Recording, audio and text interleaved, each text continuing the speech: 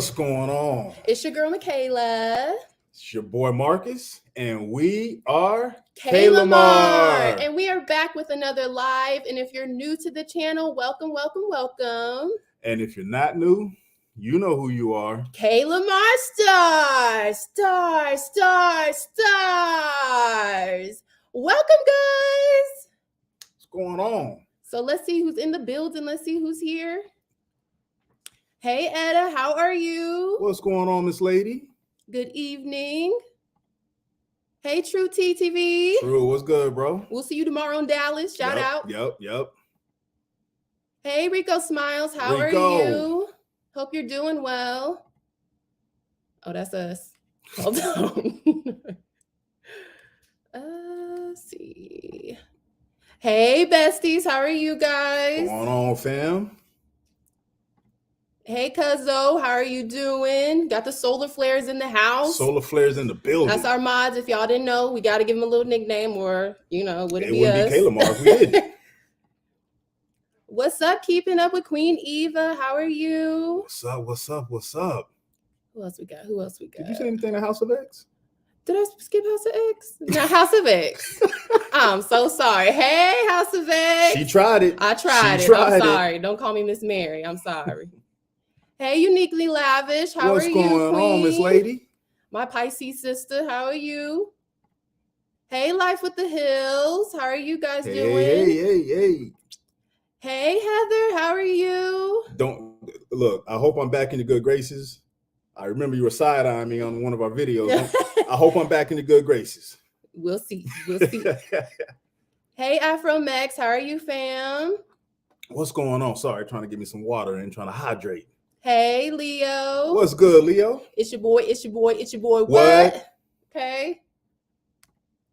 Hey, Wiley Hustle. How are you, sis? What's going on, Miss Lady?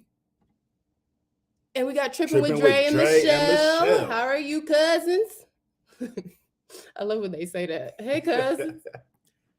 Hey, Trap Vision. What's it good, do? Bro? I would say wrist check, but there's nothing on mine. So. Oh, yeah. He ain't got no watch. Coming soon, though. Coming soon. You give me a few ideas. And who is it? Hi. Hey, what's going on? I don't know what that says. I'm sorry. Welcome. We appreciate you being here. All right, guys. I think we said hi to everybody. And as people come in, if we missed you, we will get to you. Absolutely. We are going to go ahead and get ready to bring up our guest. Yes. We are big about branding. And if you guys see, we do everything in red and yellow. We use that as branding tools. And we're just going to learn about all this, okay? We got some amazing people in the building. Guys, these guests that we have coming up, look, we're dropping boulders, we're dropping meteors, we're dropping planets, we're dropping gems. Right. These people we got backstage, y'all better have a pen and a pad. Make sure you ready and you listening, because we got some heat and these people are full of knowledge. Yes. Hey, Team Reach Travels. What's going on? Welcome in. Hey, Minister of Music, Terrence Trower. Excuse me. Bro. she can't read. It's too small. It's too small. It is small. Oh, you're from Egypt. Hi, welcome in. Welcome from Egypt. Hey, Trudy. How are you, sis? What's going on? Because keeping it true. You know how we do. Hey, Bayou Kitchen Guy. What's good? Ooh, y'all is coming in quick now. Y'all coming in. Oh, hey, sis. How are you? What's going on, Miss Natural? All right, guys. We're going to go ahead and bring them up. If you guys have any questions during any time during the live, please put a star and then your question so we know it's a question, okay? Yep. All right. First up, we'll start with the ladies first. We got Miss Maryh. Hey, Miss Lady. How y'all doing? Good, doing good. How are you tonight? I'm doing good. How are y'all? Oh, I just asked that. We all good here. Okay, and then next we got. You got to hit him. It's your boy Apollo. How are you? What's up, good peoples? Black Eats. And last but not least, we got Air Fryer Poppy. Air Fryer Poppy in the building. Hey. What's going on? What's good? What's going on? So this is our lovely panel. We're going to go ahead and give them the screen so they can each tell you what they do and what they're about. Okay. We're going to start with you, Maryh. Hey y'all, I'm a brand and commercial photographer out here in Oklahoma City. So I help brands build their online presence through visual images. Yes, All right, yes, all right, all yes. right. And next we have Mr. Apollo. What's up, good peoples? Wherever you are in the world, my name is Apollo. I'm the founder and CEO of OKC Black Eats. We live by the mission, by the mantra that our mission is bigger than food. We use this platform to bring visibility to our Black-owned restaurants, food trucks, and chefs in Oklahoma City. We definitely consider ourselves a leading resource for supporting Black culinarians. Yeah, I'm looking forward to this. And what I do is I try to make magic happen through food, so that way people can understand the value of supporting Black-owned businesses and come get some of that good food. Yes, Here we amen, go, here we go. amen. And we got Jared, aka Air Fry Poppy. Yeah, air fryer Poppy, aka Feast Bobo, Yeah. recipe creator, branding specialist, primarily in the food industry. I specify in the air fryer business as well. I also have a nationwide food marketing company called Like Food. And yeah, I do everything food, all things food, eating, drinking, enjoying. So All right, guys. And so we're going to go ahead and get this started. So we're starting out first. What is branding? Whoever wants to start. Ladies first, how about that? Go on, get that, I'm Maryh. gonna take the mic. Well, in my opinion, branding is the perception that you create around your business. So, with that being said, it's like, how do people feel about your brand to start? What is it that your brand exudes when they first see your name pop up? So, for my brand specifically, I want people to feel empowered about their business. I want people to be consistent in their marketing. So those are things that you see throughout my branding, and it comes in with logos, colors, different things like that. But ultimately it's that feel, that vibe. What do you want the customer to feel when they come into your arena? So that's my opinion of branding. Okay. absolutely. Anyone else want to add to that? I think I would just add, on top of the consistency that she shared is the uniqueness, right? What are you doing to stand out and not just kind of, fit into the same category as others? So how do you stand out? What makes you unique? So Yeah, I definitely consider branding as a part of marketing. I think people tend to be, especially entrepreneurs, you're trying to create a brand, but it heavy becomes on the marketing side of things. And that's pretty much marketing is just like making the announcement, very blanket. I'm telling y'all who I am. But branding is often what do people say you are? And that's really important because that becomes that's the action part. Branding is what gets people to buy your services. Branding is what gets people to engage. Like Maryh said, how do people feel about you? Whether it's positive or negative, it's still a part of branding that makes people take action because you have a great brand. Okay. So that would lead to this hat right here. I got my logo on it. Is that my brand? That's my brand, right? I'm branded out right now. I mean, it's a part of it, but what do people feel when they see your brand is what I'm saying. So when they see your logo, your hats, your merch, how do they feel about that? Are they saying Kaylamar, it's cool, they vibing out, they starting something new with the YouTube streams. This is dope. I've never been on one of these. So, I feel like it's the idea people have of you and that makes your marketing easier. So whatever vibe you're throwing, it makes it easier for you to market your offer. Yep. Makes it easier for you to put that out there. Okay. So how should someone go about building their brand? If someone says, like, how do I build my brand? What would be your advice to them? Is my Now I'm gonna let you go with this one, Jared. How about you? Well, I mean, I guess I would say one of the things that I like to focus on is logo and colors. I believe in branding and marketing. Colors evoke emotion, right? So making sure you're strategic on, your color selection, your fonts, your logos, and how you use that when it comes to your brand. Anything else? I mean, I guess it would be specific to the industry, I guess, if you will. But those are things that I believe are universal, especially if you look into like, the brands that exist from McDonald's to, like a Burger King to like a Bed Bath and Beyond or even a Home Depot. There are reasons why like those colors are chosen, those fonts are chosen, and yeah, I believe it's a reflection of your business. So. Branding would be, to me, like if asking that question, just putting a consulting hat on is like you understand who the person is, because it's impossible to separate, especially you're building a business, your personality shows up in the business. So if you're not a people person, if you don't really build relationships, if you really don't like people, I don't care how much you try to say you're about customer service or you're about giving impressions, who you are as a person comes out in that business. For me, it's starting with who are you? Because elements of what you like are going to, from your life experiences, come out in your brand. So I would tell a person to starting with, it's almost like therapy. Yeah, very true. Yeah. Like who are you as a person, and are parts of your personhood, a part of your interests and likes, are that it come out, because that's important in your brand. Because if I really like food, I'm gonna look at something that you create content wise that's gonna say, man, he or she really likes food.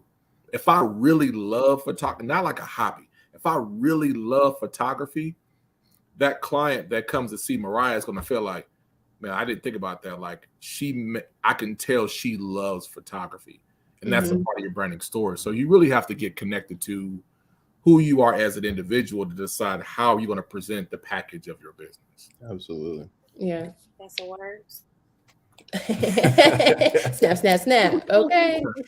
So what do you say to the business owner that wants to hire you to either create their brand photography or consult with you to help them build their brand, and they say, well, I'm not going to pay you until I start making money, and I'll figure out how much you're worth based off of how much I make from your work? Hold on. Look, let's start with it. You see my face? You see my face? Hold on. It don't swing that way for me. I just want to let y'all know that it don't swing that way. The first answer is no. Okay, that's the first answer. My business is not a negotiation at this point. I've been doing this for 8 years, so I have an offer, and I have a sale, and I have system and funnels, and I have branded and marketing. So, yeah, you're not going to tell me that, but when it comes to like my clients coming in, when they schedule a consultation with me, then we first define what they want to do with this photography. Like, where is it going to go? What are they going to be using these images for? What do they need them for? All of my clients either shoot on a monthly or quarterly basis. So I only work with people consistently. So I work with brands that want longevity. It's not just like a one-time photo shoot with me. So we really talk about what these photo shoots are going to be for either the quarter or the month. So once we define that, once we talk about, what they need these visual images for, like they go through a whole questionnaire type of thing where we ask about, what do you want your brand to exude? Like, what's the emotions that you want these images to give off to your customers? What are you going to be selling? Because, you can't always be selling. Some images have to be a story. Some images have to be a sell. So it just really depends on the brand, if they're a service provider, if they're products, really life coach. It just depends on the brand. But I take them through a kind of an extensive process before we even work together. So I can know that, our partnership is going to be an investment that they get a return on. So it's not just, one-time photo shoot. It's not just you just trying to be cute. It's, it's about looking good, but it's also about marketing and branding, selling, making your money, building your legacy. So that's what my business wants for Black brands and people that work with me. Okay. So I will take a different approach here. I also have a marketing company. We hold several clients, and I understand it might be based on where you're, positioned in the country, but sometimes I take those challenges. The hardest thing about being in this business of, holding clients is, you can't guarantee anything, right? Some things are just going to be unknown. However, you can be so sure of your ability. It's just hard to obviously convey that to get a potential client to obviously fork over the money. So, I'm pretty confident in my ability to market and brand. So sometimes if I'm feeling like up to a challenge, I'll take those clients. Like, hey, all right, do a 3-month stint with me, sign a contract, and the money is owed at the end of that amount of time, right? And it's a way for you to stay competitive, because at the end of the day, you want to see some of these brands succeed, because obviously it can turn into a longer lasting relationship. So, but like I said, I understand every area is different. I reside here in Chicago, where it is a little bit competitive, and companies are stacked differently. Where Maryh might, set her photography aside as an a la carte item, we bake that into our pricing. It's just what you get along with some of the other services, right? So you have that whole aspect that that you can play into as well. And there, just add to that, there are some times where if you're if you're building, like you don't have a customer base, you don't really have, you're trying to build up a pipeline of things, you might have to do some things free to build up, but you have to decide for yourself, at what point is it costing me? If it's costing you, then that's when you need to stop. But also be mindful that you get into the comfortability of, I did this for free, then you might become afraid to ask for the sale. That's true. Right? That's true. Now, let's say an example of, let's say COVID, everyone was hurt during COVID. You look at it in the restaurant space. I know this. If I post something on my platform, I've paid for it out of my pocket. I paid for that food. I don't do the freebie thing. I paid for it. I love it. I like it. But at the point where you ask me to show up and do something, I already know once I post this, you're getting paid for it. So let's say hypothetically, up front, no money. At the end of it, what you would have paid by paying me in the beginning, because I'm taking the higher risk, I'm going to ask for more at the end. Yes. I already know that if I post this, you're going to at least get 20 customers today. Well, I already proved my point. So the longer we do that, the more cut you gonna have to pay me. Right. Yeah. And Well, that the price going up. right. And that's yesterday's price is not today's price. Right. And that kind of goes to so if you do have a client that wants to play that game, it's like, okay, so like Jared, you're well established, you've got proven businesses that you've worked with. So it's like, okay, fine. I know that I'm going to be able to bring you, let's say, a 32% boost in business, which is going to make you, let's say, $100,000. Well, initially I was going to charge you $5,000 for my services, but now since you want to play that game, cool. At the end of this 3 months, I get 10% of the boost in income that you got from that. So like Apollo was saying, now you got to pay more. And But to be fair, sometimes I don't even do that. Like I said, sometimes you have to look at the relationship. What else can you get out of it? A lot of people look at it, the financial reward, and sometimes it's the relationship. Chicago is a very big political city. It's not about how much money you have; it's about who you know. So sometimes that just outweighs the extra couple thousand I would have tacked on or something like that. It's just kind of like, I might still give you a deal at the end of that, but now you're playing politics. Now I got you in my pocket, so. And so take that full circle. Sure. Does that add to, and I have my idea what the answer is, but in your opinion, does that add to your brand where it's like, okay, he's willing to do this as long as he's going to be able to get some kind of benefit. So now when I think about, I want to go to Jared for some consulting, I know that I'm going to get some kind of value out of him and he's going to get some kind of value out of me. Mm-hmm. Yeah. I agree. Yes, absolutely. However, this isn't the same. It's not the same scenario for everybody. You know, like Right. it's a case by case situation. But yes, absolutely. And then, you know, a lot of the word of mouth that comes with that, like go see Jared, go see Jared, you know, and that's just kind of how it goes. And that's really worked for me, right? That's worked for me getting into the game and establishing myself. So Okay. So now everyone on here got the reels and TikTok and everything popping, okay? So what is your advice when it comes to using social media for your branding? Whoever wants to start. Stay consistent. go I last. mean, that's what I preach to my clients. If you're not consistent, then you really have no brand awareness. I mean, you can't be trusted if you just fall on and off with your business. Are you even a business at that point? Mhm. You know, even if you're not doing nothing behind the scenes, stay consistent in your visuals, in your social media platforms, or wherever you market, so that people can know that your business is reputable and that they can trust you, and you know that you have something to offer them. So you just got to be consistent. People want to get to know you. I mean, during COVID, I wasn't necessarily able to get into restaurants and do things we've done in the beginning, but people don't care because I understood that if I didn't give them something to look at, then it's going to make it harder for me to get back on that algorithm, to keep pushing that.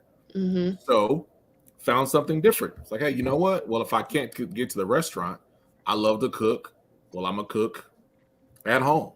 Because again, the brand is, if we're talking about Black-owned restaurants and chefs and etc., it's the food, but then also, can I get you with something that's more like really impactful with a story or a statement or a challenge or something?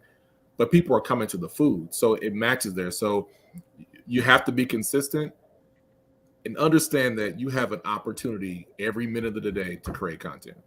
Mhm. Every minute of the day, you have an opportunity to create content. And if it's hard for you to think of content to create, then you really have to sit with yourself and ask yourself, how, if I don't start practicing it, I'm not going to learn it. And those clients I get that say it's hard. Well, if you don't ever practice it, you won't ever learn it. So if you need to hire somebody to do that work, it's going to cost you. And it's not going to be free. Well, at the end of it, it's not going to be free. Because I understand, you know, there are people who do need help and want to learn. Because as a consultant, I don't want to be with you long term. I want you to learn something and move on, so we can do something else in your business. But if we're stuck on the same task repetitively, you haven't gotten it. Or maybe that client says, I don't want to learn it, you do it. And maybe there's an opportunity there. But yeah, consistency definitely. And there's something to create content on every day. Thanks. I guess if I was to add any little bit, it, you know, other than consistency is being intentional. I think with you know, TikTok, Instagram, you know, adding the whole reels category, you know, social media has picked up its pace and you know, in terms of content deliverables and you know, trying to capture people's attention from a day-to-day perspective. So yes, while I agree, you know, being consistent, but also being, you know, having some intention behind the content you create. You can create a bunch of bullshit and it's just going to take up space, right? It really isn't going to land well. So, you know, what I've been actually talking to a lot of my mentees is like, why are you in it? What is it all for? You know, because I think that shows in your content. You can tell if somebody had a bad day or they really didn't want to shoot something and Mhm. kind of dragging their feet and, you know, so forth. But yeah, what is the reason for you doing this and putting your best foot forward? So to kind of draw off of that, would you say that maybe there needs to be a level of transparency that even if you're not having a bad day, say it, show it, say, hey, look, I'm human. I'm not having a good day today. Just want to let you guys know that. Or just leave that completely out? Well, I think that's to each his own. I mean, I think there is, I guess we're talking marketing and a little bit of branding too, but you know, how transparent do you want to be with your following, right? How much do you want to show? Do you need to show it? You know, there are a lot of industries here. You don't have to show your personal life or be that transparent. That's all up to you deciding how you want to market yourself. So I don't think I could really answer it. I think it's just opinionated. So It's true. But if you don't do it, like I think on one hand it goes back to the intention. If I'm showing you the inner workings or backstage parts of my business, that it needs to come with some story to it. Mhm. Sometimes if you throw it out of left field and it's like, ooh, I was having a breakdown over there. Right. It could be a very put off to your brand and people will fall off quickly.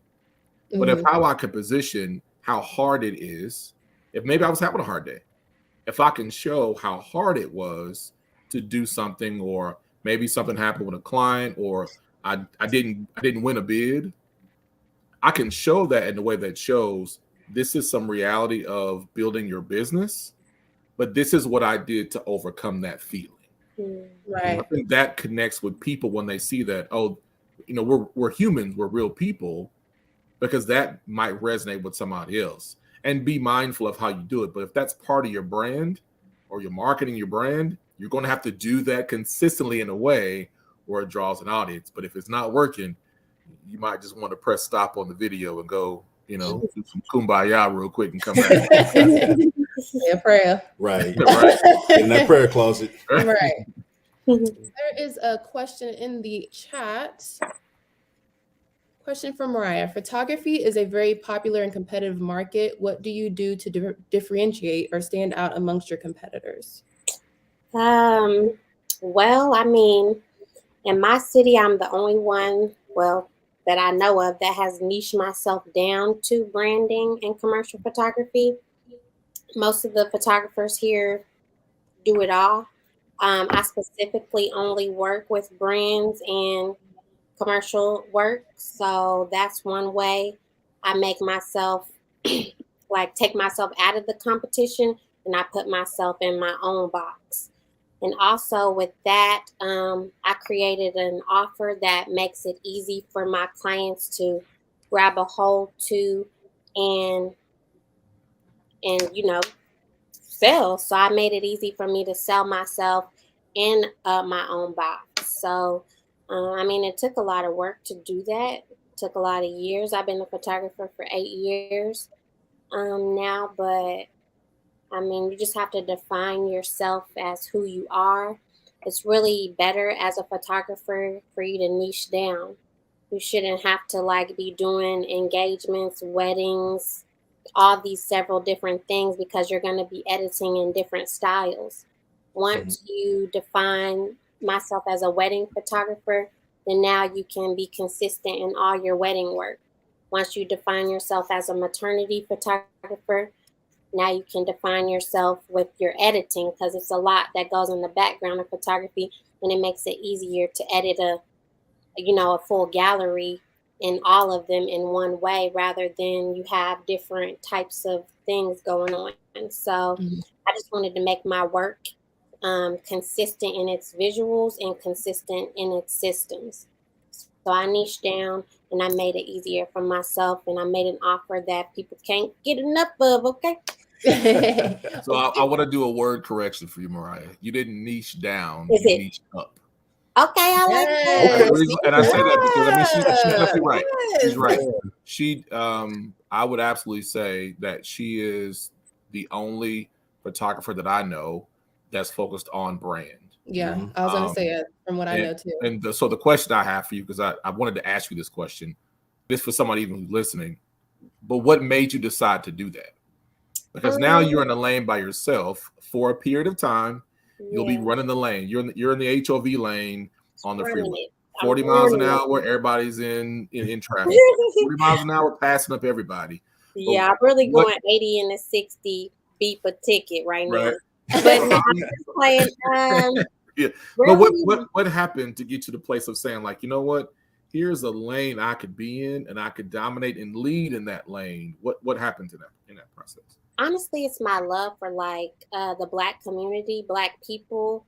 I'm a real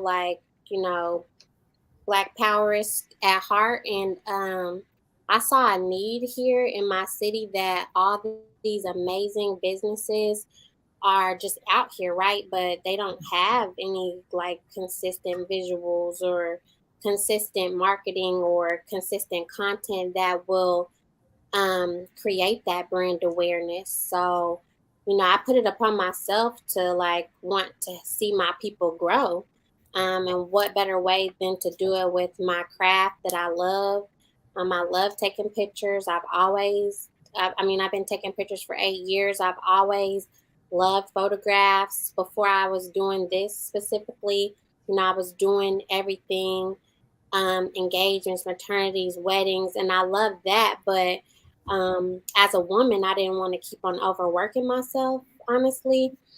So, my love for Black people, being a woman, I still want to, be a mom and have more time to myself, because when you're a photographer, you can be, it takes a lot of work to be a photographer. Editing one by one picture, it's a lot of effort in that. So I still wanted to reclaim my time, and it's just a lot that went into it. I worked with several different brands for like 3 years to see what they really needed as far as like their visuals, their content, to see how often they needed to shoot, to produce their campaign work and different things like that. And I just worked with them, just learning. It wasn't even about the money for me. Like Jared said, sometimes you just got to be doing stuff to figure it out. So I did that for 3 years, and I did the other work, paid work. But on the back end, I was learning what these brands really needed. So that's how I was able to really just define myself and then go all in with it. Okay. Welcome to everybody coming in. We have quite a few people. Thank you all for being here. We have another question from Monica Henry. You can go ahead and read this one. All right. So question for the panel. For shooting reels, what apps would you suggest for splicing and editing videos shot with iPhone? There's a lot of them. Let me see what I got. Hold on. I would say from a user-friendly, like somebody just kind of getting in, InShot, and then the word shot is a good entry-level app to, obviously produce some really good content. It's really user-friendly, so the workflow will be really quick. But I would say start there. Get yourself a Dropbox account for saving content. Right. I use Video Shop, Impresso. Sometimes I just use it just straight off of Instagram, just saving the video and cutting and editing it on there. So really just depends what's easiest for you. But like, I think InShot is a really good one too. Yeah. Yeah, I've used them all. InShot's come a long way from where it was a few years ago. It was that app that you didn't want to use. And now it's the app that's based on changes for people to use. But really, when people ask me that question, what I hear in that question is how do I create content using mobile apps? And there's a few things that you got to really think about and are not expensive. They're simple, and they will change the look of things. I learned this from one of my photographer friends. Your lighting is important. Yes. So lighting and creating content is important. I say that as I'm in a very dark room and it's the mood beaming on one side. Right. Yeah, I'm trying to create this ambiance here, but your lighting is important. So go to Amazon, find you a tripod. If you're a content creator, you have to have a mobile tripod. Yeah. Pause. While we talking about that, I'm about to have a content shop for y'all soon, so definitely follow me. Got some course selling going on. Amazon store of things that you can use to create your content. So definitely, but you definitely need to have that tripod and some lighting, and then from there, it almost really doesn't matter which app that you choose. If you have some basic frameworks of things to start off with, get you a tripod and some way to have good lighting or an LED light, something simple. And then you'll figure out which apps you can work with. But I agree, InShot is something entry level to start off with, because there are some other apps you'll find that have better transitions or better things that you're going to like. But to even have the apps and good effects, you need at least a mobile tripod and be in a place where there's some good lighting for those apps. So I want to jump in here really quick. It does actually matter, the app. I've used them all. And the only reason why I used a lot of them, if not most of them, is seeking the apps that render out the best quality for uploading. I just learned that from Jared in our Jared and I are in the Black Men Foodie group. And, he dropped that knowledge, so I guess I have been using it here lately. So no, that's really important, because you get these really the new latest and greatest iPhone that has the HDR camera, and then you go to shoot the content, you're messing with some entry-level video editing app, and you export it out and it starts looking wonky, or when you upload it to Instagram or TikTok or whatever, it doesn't look like it looks on your phone. So the apps do matter. Good thing is that to Apollo's point, they've come a long way. And Instagram and TikTok have made changes to allow you to upload a higher quality video. Now, I guess it all comes down to preference. To me, quality is more of a priority than like the quality of the video, like image wise, is more important to me than like the transition. So depending on the apps that you use, you will see, like, back to what Apollo said, the transitions could be cooler, but the quality is not the greatest, so those are just the things to consider when selecting the app for you. So okay, so kind of going with that theme, would you even consider going with like a program like a DaVinci Resolve? Because at that point you can start creating looks and different moods. It's much more in depth, but it's still free, right? I guess it just depends on your workflow. I mean, I've used that. I started on Final Cut. I've used Sony Vegas way back in the day. Like, it just depends on how quickly you would like to edit and have your content ready to go. I like the ease of some of these apps now, because you can kind of edit and transitioning from point A to point B. If you're on the train, bus, whatever, you can just do that kind of real time, if you will. So things that require a computer and like sitting down in front of, in a desk for many hours, like that's just not my workflow. But to some people that really, really, really, really, really care about quality, I could see why you would use something like that or a Final Cut to produce your content. But yeah, I'm kind of like on to my next one. I'll edit 10 videos in the time somebody else is, loading up their Final Cut. I don't have that kind of time. So yeah. Okay, we have another question from Megan Anderson. Starting a small business, specifically food business, what are the best steps to get organized with the accounting side of your business, apps, programs, etc.?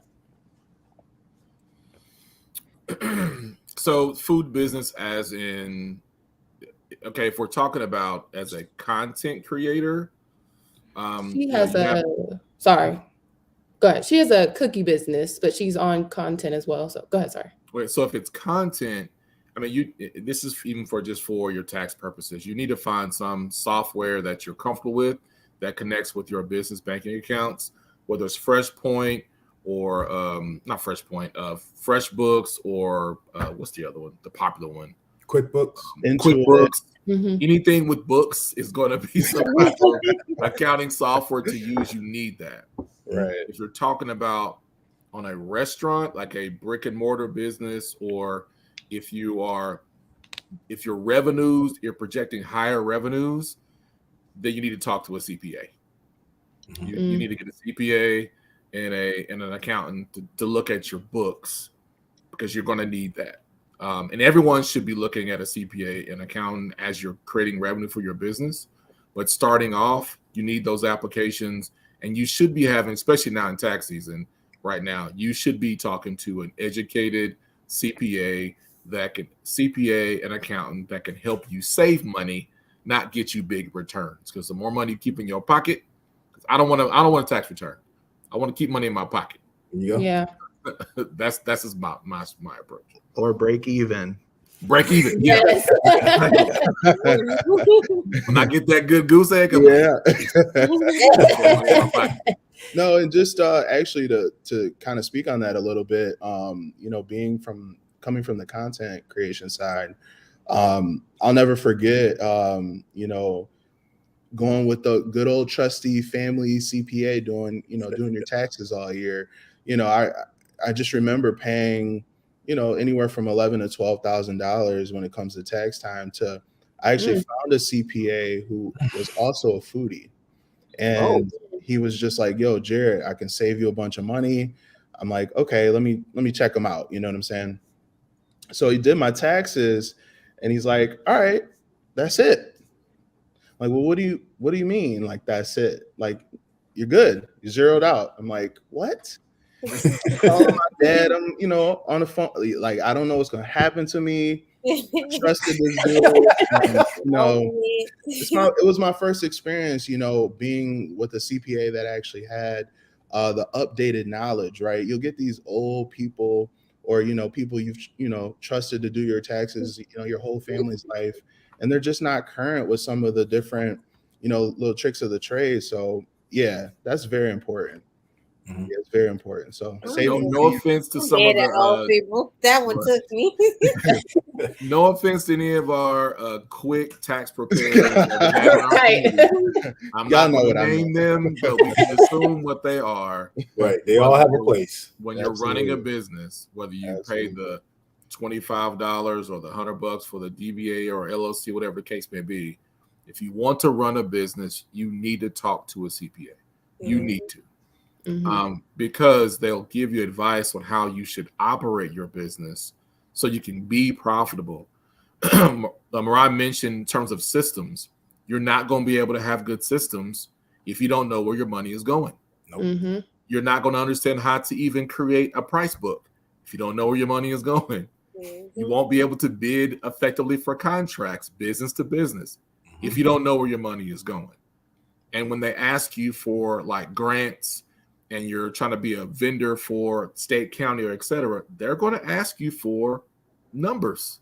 If you can't pull those numbers, then you're putting yourself at a disadvantage. So it sounds scary, but I can tell you, when you realize that you have saved a lot of money and you kept more money in your pocket, and you realize that getting a tax return is really the government taking your money to make money while you got to wait a whole year or 6 months to get it back, that hurts your feelings. That hurts your feelings. Yeah, absolutely. So since we go ahead, I'm sorry. Go ahead. We have another question from No Filter with King Lex. Question for panel: what are your thoughts on rebranding your channel? Example, changing my name. I'm for it. I'm not tied to anything. I understand. Well, I think you should look at the reasons why. Yeah. Right. This depends. But if you come to the conclusion, like for whatever reasons, maybe it's associated with something negative, or you're just trying to, start fresh. I'm all for it. I don't put much thought into that. The next day. Like you should rebrand when you want to level up, or you're going to a new level of something. Like, is your channel going to be made anew with something? Like, I want to rebrand my colors soon. So I'm going to do that with an exchange of, adding something to my business. Taking my business to a higher point. It's not going to just be I'm changing my colors, I think you should do it if it's attached to something that's going to elevate you.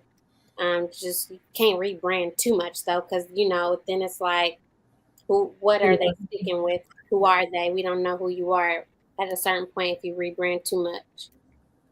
It's something you got to really think about, because if you're rebranding because you feel like if you're doing it because you feel like something's not working, then I would typically ask that person, all right, well, let's take a step back. Let's look at your process, because if maybe you're not getting enough followers. If that's what your objective is, you're trying to increase followers. You've been in it for a while. It's not working. Well, maybe it's a strategy that you need to implement, not rebrand. Maybe you do need to say to yourself, if I want people to buy my services, how much am I investing in myself? So if you're not willing to invest in yourself, then why would you expect for a person to spend money with you? Entrepreneurship is a journey of personal development. Ooh. So if you can invest in yourself to learn how to do better, to pay other people that are great at what they do to help you do better, then you are less likely to have to deal with rebranding. Like someone like Jared, who's building brands.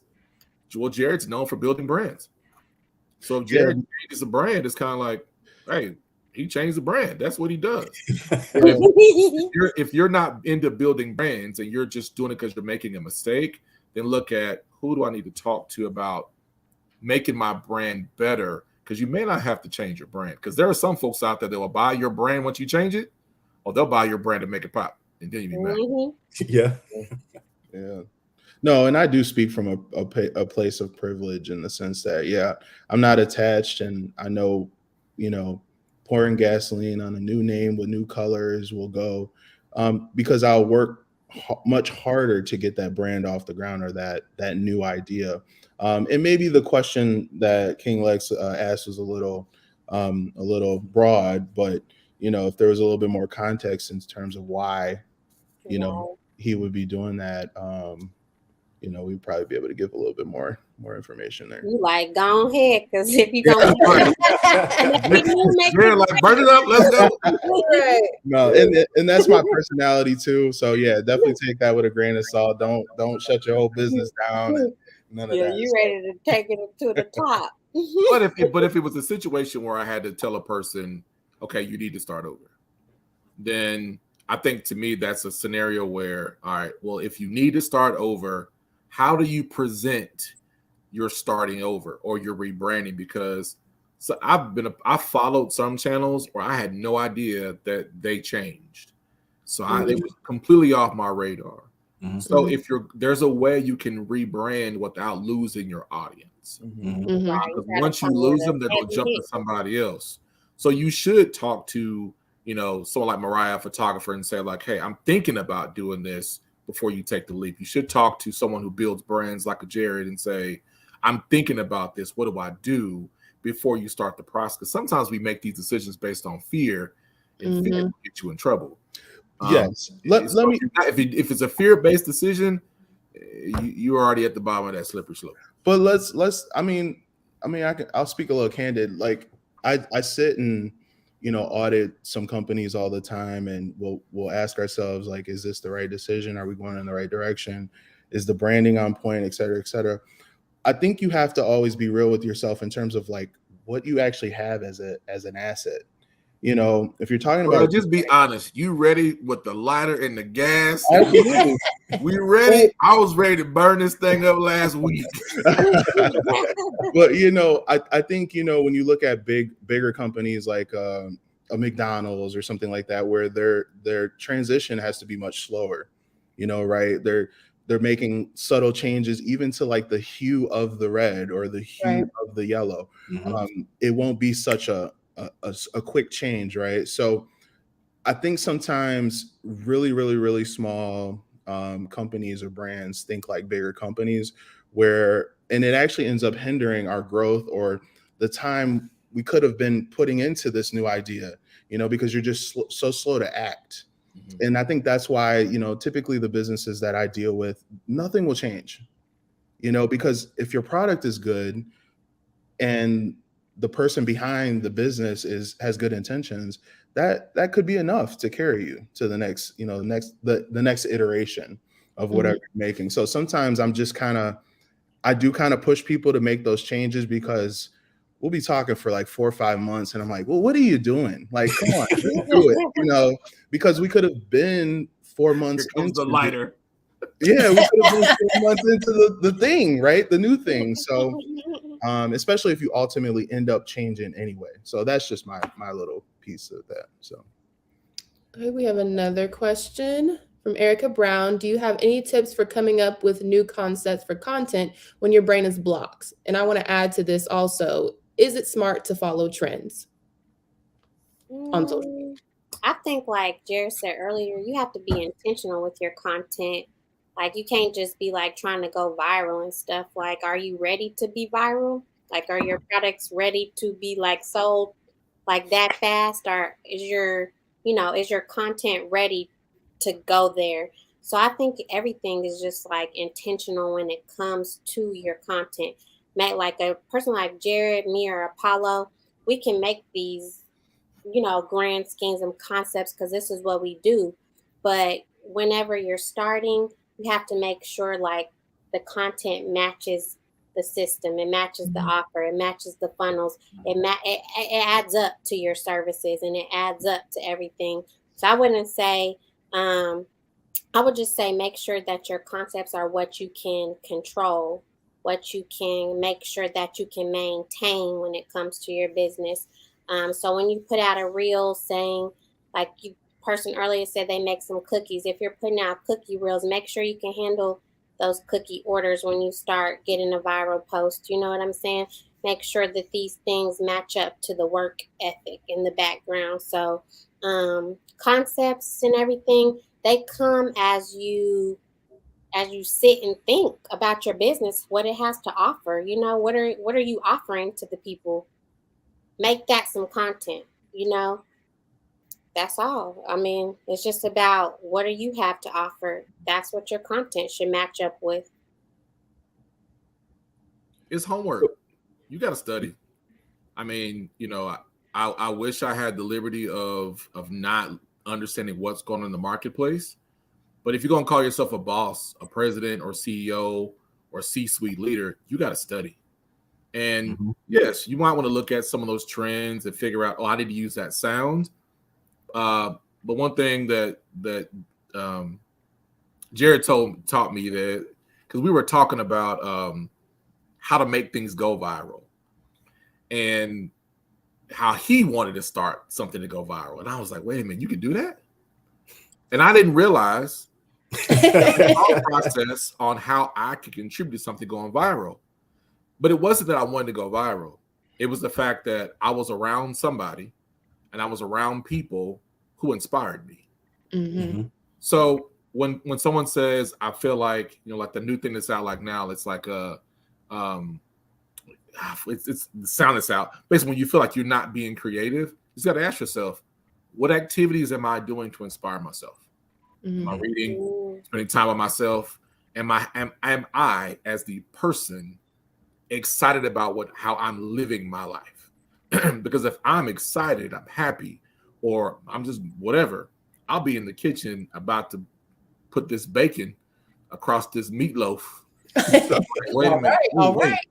And I got something else that's going on, and I got to go down to the basement and do this thing, but because I'm doing things that keep me inspired.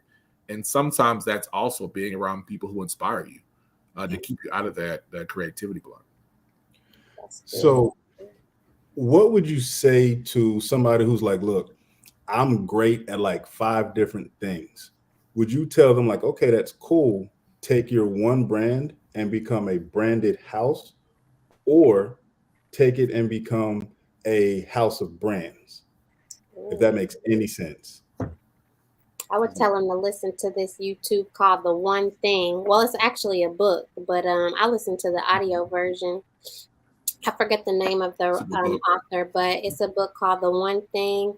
It talks about how you build yourself up with this one thing that you're good at. You focus on that. You strive for success in that. you be intentional about that, you grow that, and then that one thing can branch out to your other things. It can help you invest in those other things. But you really have to be intentional about, focusing until you can be that person for this, and this. Because it takes hard work and dedication to build up one brand. So why would you want to do 5 at a time? You know what I'm saying? Until you get to that one that can build the 5, you should try to work it that way. Okay. Yeah, I agree. And I think, it goes back to something I said earlier, just kind of having that realistic conversation with yourself.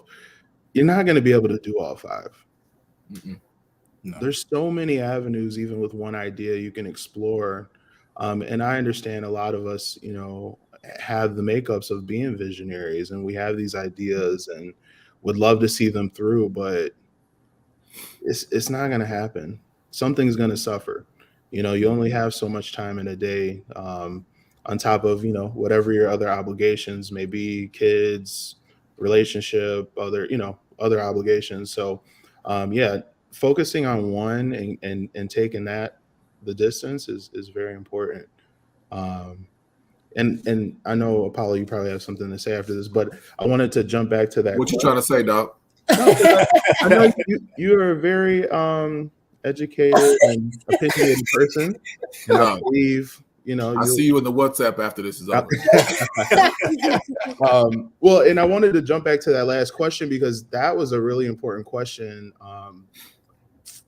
and somewhat triggering too, because how I interpret this, and Erica can speak more on it, but when your brain is blocked, I've been burnt out before, trying to create for your own brand while also seeing other big businesses through and being the visionaries for them. Like, you're just like, yo, I cannot think anymore. So when you think about creating new concepts while you are burnt out or you have writer's block or whatever it may be, it could position you into just copying somebody because it's easy. And that's something to be careful with when you're trying to create in that state. So I always recommend just stopping, figuring out what it is that motivates you to create, or to dive more into your brand, if you will, and explore that, because the last thing you want to do is just copy somebody else's style or concept. So, but on to the way we're talking about the many things, you can't do all 5 things. When you're building, you might be in a position where you have to do a lot of things. CEO, accountant, content creator, director, all that when you're building. But the objective, if you're wanting to be a president, CEO, boss, is that bosses manage people. So you're not going to want to do all 5 things. So you have to ask yourself, at some point, I'm going to have to, what is it going to take for me to not do all of these things? Because you're not going to do 5 things well. But you can also understand, what is the one thing that I just do well? If I'm good at building bridges and relations with people, that's what I do. So I'm working to be in a place to connect people. That's what I do. All this other stuff, I don't want to do. So what do I have to do to say I hired this person or I put somebody else on? And that challenge yourself was like, am I really challenging myself? Because being a jack of all trades, it sounds good, but it's not. Master. No. Yeah, it's not. Like it is not a sexy thing, and it's not a good thing. It messes with your work-life balance. So ask yourself, what do I have to do to not be all of that, and I can master the one thing? In that book I've actually read, I think it was called by Gary Keller. I think there it is. Yeah, great book. Great book. I can't remember the author's name, but I remember the title. It's definitely a great book, but I still go back to even what this question on the screen is if you're not feeling creative, stop and ask yourself, what do I have to do to get inspired? Because you might be sacrificing the things you've liked to do, working out, reading a book, traveling. If those things that you sacrifice get back to do the things that you love. Right. Mhm. And I'll add, even say, hire out, hire somebody.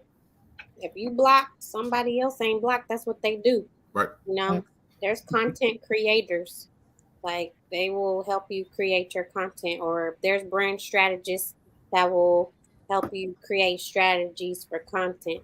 There's content strategists that will help you create strategies for your content. Mhm. I mean, you don't have to do everything alone. I have somebody that does my email marketing. I don't want to do my email marketing. I mean, you just have to pick and choose what you can do in your business, and then be a master of that and hire out. Absolutely. Erica has another question. How do you feel about Canva versus Adobe? Canva is easier. Might as well. Might as well do something that makes it easier. Adobe is more for what Jared will say. I mean, if you're creating your own content, just use Canva. If you need more professional for your logos, the real streamline marketing, Adobe for sure. Yeah. I think, kind of like what I described with InShot, it's a great entry level tool. As a creative, obviously Canva makes it easier to kind of get things out quickly. But again, not all the features that you may want a year or two in. So, sometimes people start on Canva and then migrate over to Adobe. I prefer Adobe just because of the family of apps and programs, having the cloud system, you edit on one program, it can pop into another one, et cetera, et cetera. So, yeah. I'd say it's more Canva and or whatever, and because you'll gravitate to the one that have your objectives. They both have great pros and cons. You'll figure it out. They both have cloud. They both have things that they could do. Adobe's an industry standard, but Canva's come a long way. So I would say for Erica's, look at it from the place of look at them as Canva and Adobe and what you can get done to discover what you need to do for your systems, because this might lead to you discovering your business systems might be Canva heavy, Adobe heavy, or hybrid of both, or you realize they don't offer something, you got to find something else. But look at them as like what can both of them do to get the job done. Okay. King Lex is saying, thank you, panel. It's more so taking my channel to the next level, broaden my audience, and get a further reach. Ads.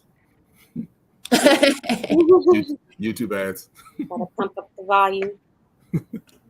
Okay, keeping up the Griffins have a question. What advice do you have for businesses that have been negatively affected by the pandemic in terms of rebranding and picking up the pieces in order to be successful? Could I give more context? Yeah, I don't know if that's specific enough. Yeah. More specific, please. Keeping I up. think if you were a brick and mortar, let's take restaurants. Restaurants in the service-based industry heavily affected. Brick and mortar, most of their business is based on 60% to 70% of dine-in. Turn upside down. But they had to pivot. I mean, I think everybody on this panel right now, everyone's had to pivot. So it's looking at, and everyone's trying to figure it out. There's no right or wrong answer right now, but we are the technology age. So if you look at it from a place of this is honestly the best time to throw something on the wall and see if it sticks right now, because everyone's trying to figure it out. Yeah. And because you're making the effort, and if it does stick and it pops, guess what? You're leading in that space. So put so much pressure on you of what the pandemic did. I look at it like this. The pandemic actually helped my business. Right. I turned the pandemic into a bandemic. Okay. Yeah. You know what I'm saying? I like that. That's that ghetto song. I don't know if y'all know that, but I know that song. And that's the reason we started our channel, to be honest, because we were like, everyone is, at home, sad, bored. and we wanted to bring peace and happiness into people's homes and, you know, educate. Yep. And so turn it into a positive for sure. Yeah. Yeah. I think, you know, even speaking a little bit more, I guess, broadening it to Black-owned businesses, them getting kind of, you know, becoming technologically savvy, you know, getting on these apps, having, you know, if we're talking about restaurants, having online ordering to, you know, taking card, you know, no longer taking cash. Like that was such a positive for, you know, our communities. Like we had to get out of that. We had to get out of that age. So, yeah. Yeah, Rich the Reporter is good. Yeah. Okay, make sure we don't have any other questions before we move on. I think that's it. Questions? Yes. If anyone has any questions, please put a star in the question after the chat. We want to respect our panel's time, so we will be wrapping it up here soon. Is there any advice that you guys want to give regarding branding or anything that you want to speak on regarding branding? And look, be yourself long enough, be authentic to yourself long enough where someone pays you. Right.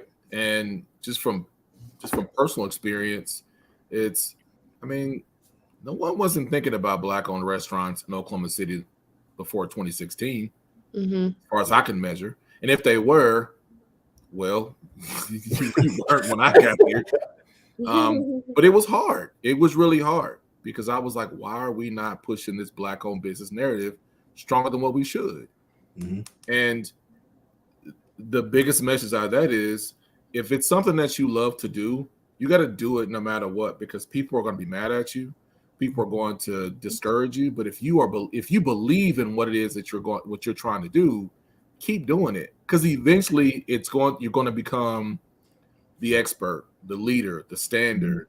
Because then they'll say, you know what, you know, Jerry did this, Maryh did this, and you know, Kaylamar, they did this thing before anybody else did it. That speaks to your work ethic and why somebody would want to work with you. Why a bigger corporation would want to work with a smaller company. Because you really get a lot more boost when the bigger brands want to work with smaller brands. But why they want to work with smaller brands? We get it done faster than a bigger brand. So why not? So I think that's just for me, the takeaway for me is just that if it's something you're passionate about, do it and keep doing it. And be around people who want to support you and pour into you, then take away. I would just say, when it comes to your brand, you should be storytelling. Everything online is about creating a story. So it's have a narrative for your brand. You know, it's not all sell. People don't attach themselves to that anymore. You want to make your brand a lifestyle, like Nike. You know, create those stories, create those timelines, invite people into your life as much as you want to, and then sell your products or your services. So when they become attached to your story, it's like they already love you. Why not? Why not buy your product or service? Why not be a part of what you're doing? Whenever people get attracted to you, they get attracted to what you're offering. So I would just say be authentic in that, in your stories and your narratives. When you create content, it can be personal. It doesn't have to be what happened, this, and this, but it can be like Apollo said earlier, it can be something that's authentic to what's going on in your business. You overcame something to get to that. You know what I'm saying? People want to hear that, and because it's not easy to build a brand. So they want to hear those trials and tribulations, and they want to hear those triumphs too. So be just open and honest, and then sell. Yeah, and I think I'm just kind of reiterating the point is just be intentional. Everything else will come after that. If you're not chasing the money, you're gonna go much further. So just be intentional, know why you're doing it, and the rest will come. Awesome. Well, make sure that you guys follow our panel on all social medias. It's down in the description. Well, will be after this chat. And like Finding Happiness and All You Do said, they'll be turning into the replay. There will be, you can replay this at any time. It will be here. And make sure there's no more questions for it. We should have done.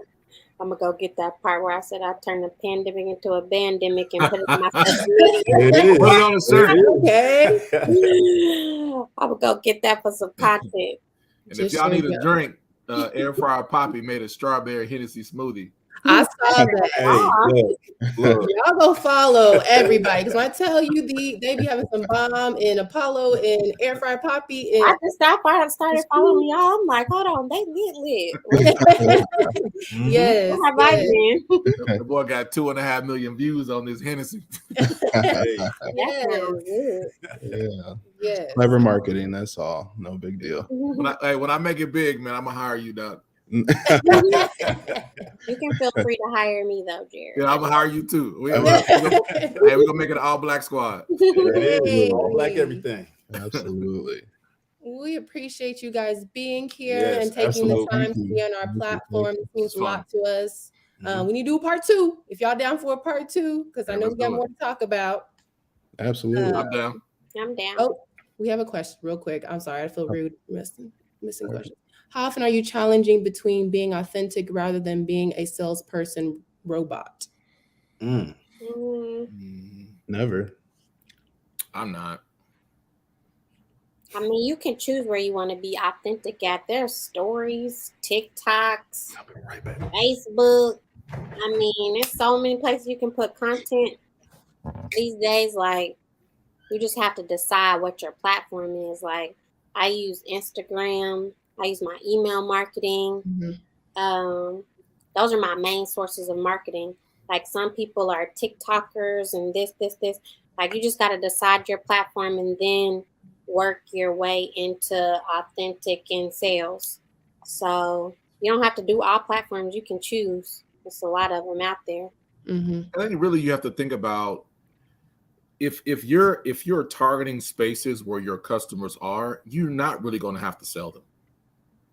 Because if you're in the space of, I know this is where my customers are, and I am focusing where my customers are, they already know what they want.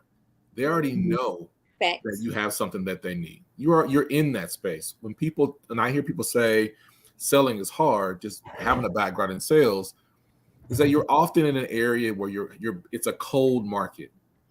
Yeah, that's some selling you need to do, some marketing you have to do to build up that into a warm market. But if you're in an area where you feel like, man, it's hard to get sales, you might just be in the wrong area because your customers may not be there. That's why the analytics about what you do is important. Yes. So I know in food, I don't care where you are. In food, brunch will be 70% women. Yeah. So on Saturday. 70% women. Dining restaurants, 70% women between 25 and 44, no matter where you go. So if my focus is brunch or attracting restaurant customers, then why am I looking at someone who's 52 and a male? Right. I'm in the wrong pond, right? So so that I'm not challenged to being authentic. It's more of the question of, am I positioning my product or service where those who want to buy my product or service can see me? And that's one of the challenges that small businesses have, is that no one buys from you because no one can find you. Once I know how to find you, I'm gonna buy from you. Now you tell a story. I'm gonna follow up with saying, like, for my business, I have a brand voice. So whatever my copyright is saying, it's gonna sound like me in a certain way. And I have a slogan that goes with that. So I have a slogan, a brand voice, I have authenticity, and I have sales, so you got to develop a couple of things that make it easier for you to be authentic and also to sell at the same time. So like my slogan, I might say something just cutesy, and then at the end of it, I'm throwing my slogan on there so they can go book in the bio. You know what I'm saying? So that's what developing things like that for your brand makes you solid. It makes it easy for you to sell. 100%. I agree with that. Right. Thank you so much, Embry family, for the question. Let me double check, make sure we don't have any others. Y'all making me want to go on this whole YouTube a lot more because yes, I'm like, Hey, YouTube is hey, the popping. I feel like I'm on a TV show. I'm trying to listen to y'all and read the chat at the same time. I'm finna get a little thing in the back that goes, oh. Yes, y'all are Kaylamar stars, okay? So y'all are stars. Period. This is fun. I enjoyed it. Yes. So part 2, we will, try to see if we can get that popping in the future. Absolutely. This was great, and I know branding and marketing can go on and on. So especially with all the changes, consistently. So again, make sure to go follow all of our panel on their social medias. Again, we'll be in the description, and we will see you guys later. Thanks again for being here. No, thank you. Bye. Have a nice night, y'all. Y'all have a good one. All right.